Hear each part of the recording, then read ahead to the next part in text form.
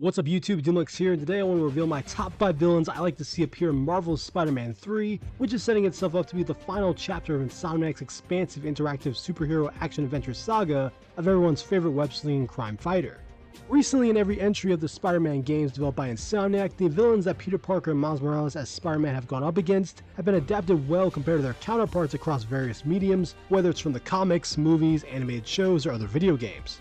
Respecting the source material but also bringing something fresh to each character for players to experience, which will often range from a narrative change of identity, a visual upgrade, or a creative use of one's powers.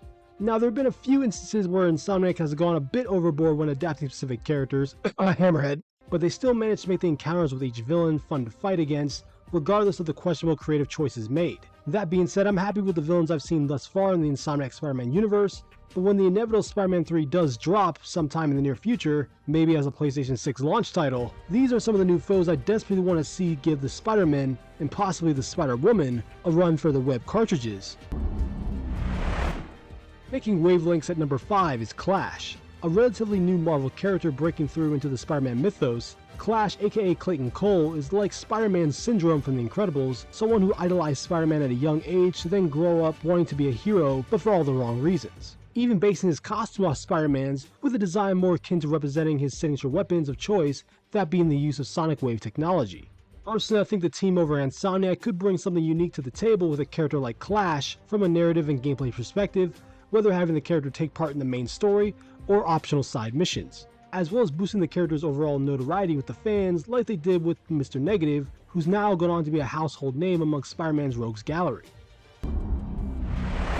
Splashing in at number 4 is Morris Bench, aka Hydro Man. The second I got done beating the Sandman boss fight during the opening act of Spider-Man 2, I thought about the possibility of Insomniac crafting a Hydro Man boss fight on that same level. Seeing that deal with large bodies of water is a difficult element to maneuver in for Spider-Man, so I'd be curious to see what the creative team over at Insomniac would be able to do with a character like Hydro Man, and how the Spider Heroes of New York could take down the living embodiment of a tsunami. It would certainly be a technical challenge, given that water effects are extremely tough to manifest and look convincing in video games. Nevertheless, if Insomniac did attempt such a feat, I think a boss battle going against Hydro Man could rival that of Kratos fighting Poseidon in God of War 3. Buzzing in at number 3 is the Beetle. Arguably one of Spider-Man's most underutilized villains, the Beetle is one of those characters that could be used in a multitude of scenarios in Spider-Man 3 if Insomniac were to adapt the famed insect tech-based adversary correctly. The mantle of the Beetle has been used by several individuals throughout the character's history, so Insomniac could easily put their own creative spin on the character without feeling bound to be truly faithful to the source material. My personal favorite iteration of the Beetle is the one from the Ultimate Spider-Man comics, where he acts more like a special agent with an unknown past, who's all action, no words. Which in my head is a character more geared towards being the final boss to a specific string of side missions rather than taking part in the main narrative, like how Mysterio, Taskmaster, or Tombstone was in previous games. So fingers crossed the Beetle makes it into Spider-Man 3, which will give Insomniac the chance to showcase why they're deserving of much more respect within the Marvel canon. Thirsting for human plasma at number 2 is Morbius the Living Vampire. Honestly, I'm surprised Morbius hasn't been referenced more frequently in this version of Spider-Man now that there were 3 games deep. The most notable reference we got of the living vampire potentially existing in this universe was through the character of Dr. Morgan Michaels from the first game, which was an alias Morbius would use to hide his identity from time to time in the comics. Like the Beetle, I think Morbius is a character better suited to having players interact with him in an optional side story rather than being part of the main narrative.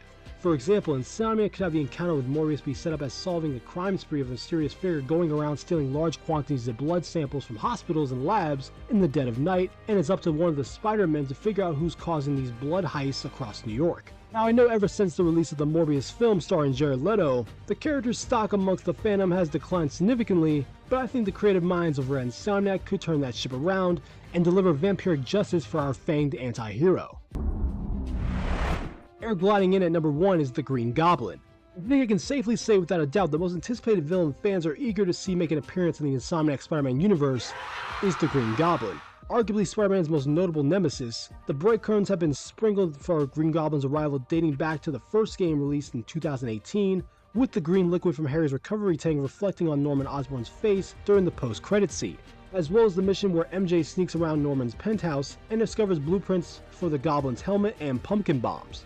And by the end of Spider-Man 2, it seems Norman has broken past his boiling point and I assume throughout the narrative of Spider-Man 3, we'll witness Norman's steep descent into madness when it comes to saving Harry, as well as teaming up with Doc Ock and potentially other villains to get rid of Spider-Man once and for all. Unfortunately, due to the Insomniac leaks, we have a good idea of what this version of the Green Goblin is going to look like, and I gotta say I'm liking what I'm seeing so far, as it seems Insomniac will be providing the Goblin persona with a perfect balance between demonic mutation and use of high-tech gadgetry. And with the way these final boss fights have been playing out in every game from an interactive and cinematic point of view, I'm eager to see how Insomniac's Spider-Man journey comes to a close. So let me guys think in the comments down below, what villains would you like to see in Spider-Man 3? And if you enjoyed this video, make sure to hit the like button. It really helps me out. Subscribe for more content from me on Marvel Spider-Man and other games in general. I'm DMLX. I'll see you in the future.